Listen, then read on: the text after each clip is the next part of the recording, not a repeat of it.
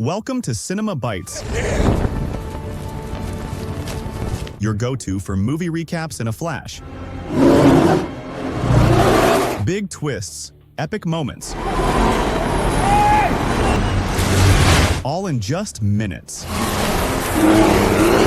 In the Arctic Circle, we find a pilot digging in the snow, as if he's trying to make a specific pattern. His suit has Overgård written on it, and he turns out to be the only survivor of the plane crash. After he finishes, we discover that the pattern he was drawing is actually an SOS message. We find him lost in the middle of the polar continent, needing anyone to rescue him. It's clear that he landed the plane in a very difficult way, and the plane's engine and wings are destroyed. He's been in the snow for days, trying to do everything he can to survive in this harsh environment while waiting for help. To eat, the pilot sets up a trapping system by digging 3 holes in the frozen lake, connecting them with ropes and bait on sticks. This way, he can fish and find food. He also keeps the fish in a cooler. After eating, Overgård gathers his tools and climbs the mountain to scout the area, hoping to spot a rescue plane or helicopter or anything at all. Over time, he draws a map of his location and sends an emergency signal using the distress beacon. The machine works, and the red button lights up, which means the signal has been sent. If someone responds, the green button will light up. Since the accident, Overgård has spent hours trying to operate the distress beacon, but so far, no one has responded. At night, the cold intensifies, forcing him to return to the plane and gather his strength for the next day, which will be another struggle to survive. The next morning, Overgård redraws the SOS message. Before that, he goes to a pile of rocks next to the hill and makes a promise to someone. Here, we understand that these rocks are a grave for his colleague who was with him on the plane and apparently died in the crash. Then he goes back to digging, removing all the rocks he finds to make the message clear, aiming for any plane flying overhead to see it. He then checks if he's caught any more fish, but finds all the sticks empty. Worse, next to one of the holes, he finds the claw marks of a large animal, which appear to be from a polar bear. He's afraid the polar bear might show up, so he runs back to the plane and locks himself inside until he's sure it's safe. When he feels the danger has passed, he climbs the mountain again and activates the distress beacon, waiting for the green light. But the result is the same as before. He decides to look around before moving, afraid the polar bear might suddenly appear behind him while he's searching for food. With no other solution, the pilot returns to the plane, locks the door, and sleeps. The next day, he resumes his routine, but still, no one comes to rescue him. Over time, his fish supply starts to run out. All he does that day is try to send a signal with the distress beacon, but after hours of trying, Overgård is about to give up. Suddenly, the green light turns on, meaning someone received the signal. He goes to see who responded and finds a helicopter flying above. He rushes to the plane and sets off a smoke flare to make himself easier to find. Fortunately, the pilot sees him and prepares to land and rescue him. But the storm is so severe that the helicopter loses control. The pilot is forced to leave, and worse, the helicopter can't regain balance and crashes. Overgård runs to the crash site and finds the pilot dead from injuries sustained in the crash. He then finds the co-pilot, who is still alive but has a very serious abdominal injury. Overgård takes the first aid kit from the helicopter and closes the wound, stopping the bleeding. But the snowstorm gets worse, making it very difficult to return to his own plane, so he has no choice but to stay in the helicopter until the storm passes. Hours go by. The weather calms down, and Overgård checks on the woman every so often to see if she's still alive. Then he looks for useful tools inside and finds ropes, a mountain climbing axe, and instant noodles. After days of eating only fish, the pilot is thrilled with the noodles and tries to heat water to cook them, even plain. He can't waste any more time and decides to return to his plane quickly before another storm hits. Unfortunately, the pilot doesn't survive the crash, but Overgård decides to take the co-pilot with him to treat her wound. He gathers many tools and writes a message on the helicopter, saying that there are 2 survivors nearby, hoping someone will see it and come to rescue them. He then heads toward the plane,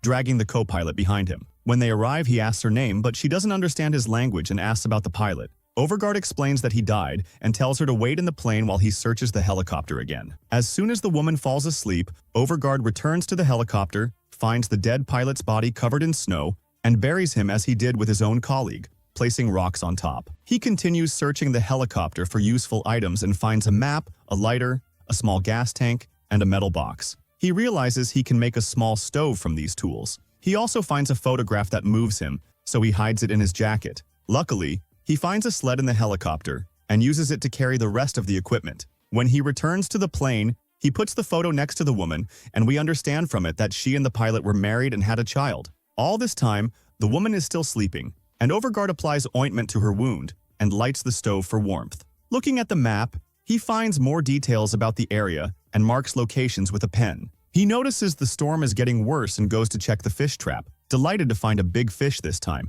enough for both him and the woman. He makes fish soup with instant noodles. Although it's not the fanciest meal in the world, it's enough to give him energy and fill him for the day. As soon as the soup is ready, he wakes the woman and gives her food to restore her energy. But her grief over her husband makes her unable to eat or do anything. Still, Overgård insists she eat and assures her that everything will be okay. After a few days, Overgård tries sending another SOS signal, but as usual, no one responds and the message doesn't get through. Until now, he's just sitting alone, starting to think about how he's going to save this woman, especially since her condition is getting worse over time. The next day, he goes back to check on her, and suddenly the woman grabs his hand, as if she's thanking him for everything he's done. This encourages him even more to look for a way to get out of this place. He takes another look at the map and finds that the journey to the nearest village will take them several days, but there's a shortcut through the mountains he could use to reach there faster. He decides to take the risk in the middle of all this snow and starts setting more lines and bait to catch more fish,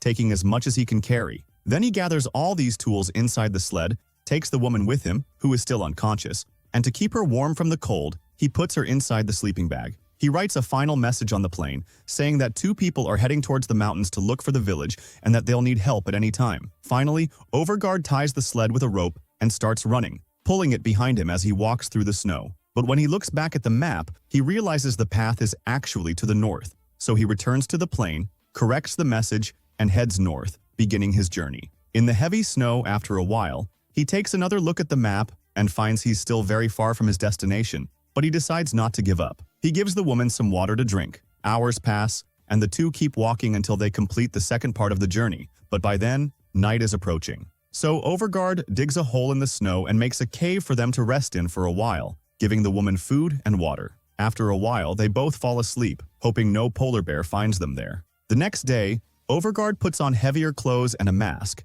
and continues moving. He finds a very strong storm approaching. As he walks, he finds some tools covered in snow and hopes they belong to another survivor. But as he gets closer, he realizes these are his own things that he left behind when he previously tried to walk through the snow alone.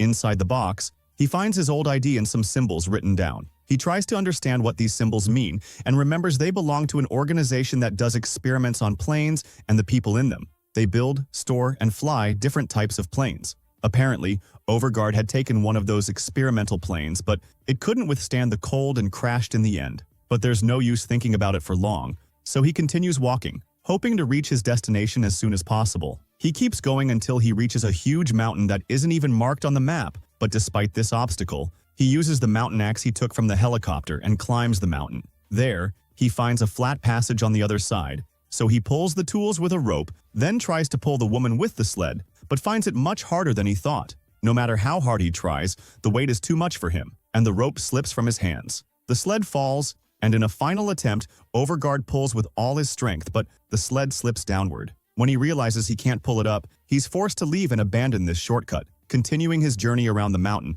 which makes the route even longer. He continues his journey, but needs to take another break to eat and rest a bit. He finds a cave under the rocks, its entrance covered with snow. Using his tools, he manages to dig and open the way. Inside, he uses the gas cylinder to cook the remaining fish and tries to feed the woman, despite her very poor condition. As night approaches, they have no choice but to sleep. But then, Overgård hears something approaching. When he looks carefully, he hears the roar of a wild animal and very heavy breathing. He quietly gets up, takes the mountain axe, preparing himself for a fight. But then the situation calms down again. This makes Overgård think the bear gave up and left the area. Unfortunately, the woman wakes up and makes a sound, which causes a huge polar bear to come to the cave entrance, making a very loud noise and trying to get in. But the entrance is too narrow for it, so it can't get through. Nevertheless, it insists on trying, using its claws to remove the snow, which helps it get its head inside the entrance. To stop it from getting closer, Overgård starts yelling at it, lights a flare,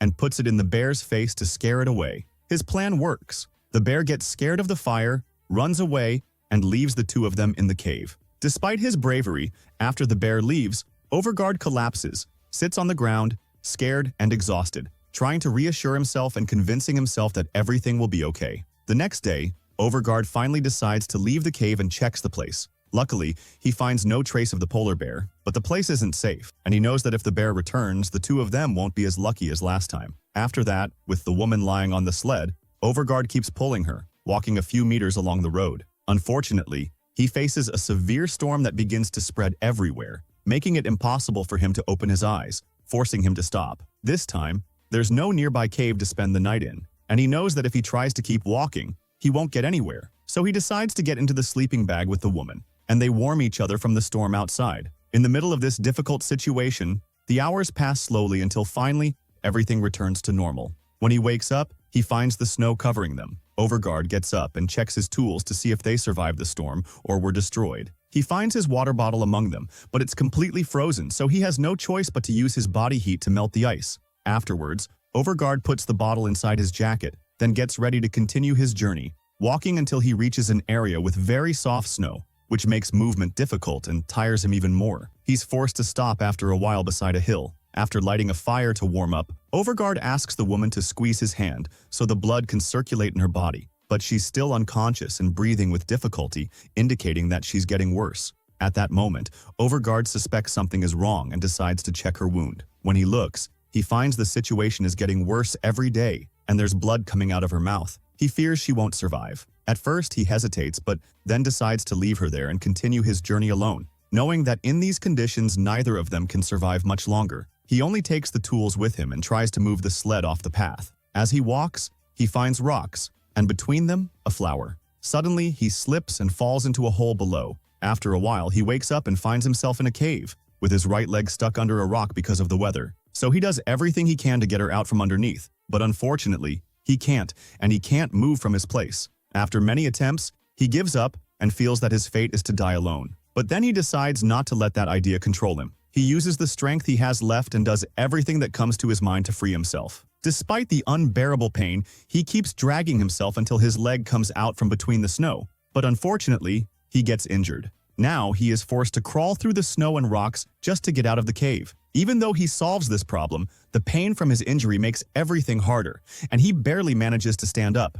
After that, he returns to the place where he left the woman and takes a picture of her family to give to her son if he finds him. But he is surprised when he finds her awake and talking to him, telling him she feels better. Overgård regrets that he thought about leaving her and starts crying in front of her and apologizes for everything he did. Then he tells her that everything will be okay and goes back to dragging the sled behind him, continuing his journey despite all these circumstances. Before he continues, he looks at the wound and finds it has become much worse than before. When he realizes he can't treat the wound, he improvises and puts ice on the wound with some cloth to stop the bleeding. Finally, he keeps walking, dragging the woman and convincing himself that he must ignore the pain and exhaustion so they can keep moving. As they walk, he gives the woman the last drop of water he has. Then he fills the bottle with snow and swallows some to quench his thirst. After that, when he looks at the map, he realizes there is still a long way to go to reach the place he wants to get to. Gradually, exhaustion starts to take over his body, and things get very difficult, especially when he is in a high area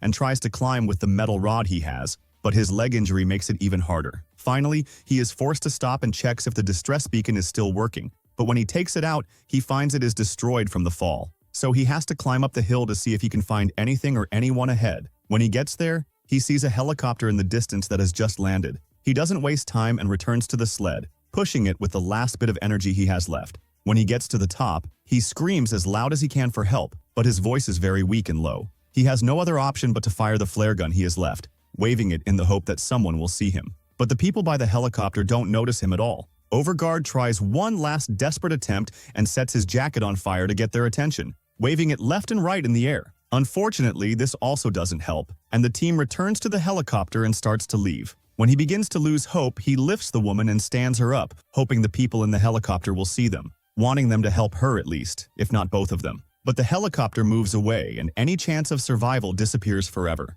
Despite this, he puts her back on the sled and promises her he will never leave her alone. While they are lying on the hill, he tells her and himself that everything will be okay, and then he falls asleep from exhaustion. When both of them lose consciousness, a strong wind comes at them, and suddenly the helicopter appears and lands behind them. This means the team saw them and is finally coming to rescue them. And here ends the events of our movie today. Goodbye.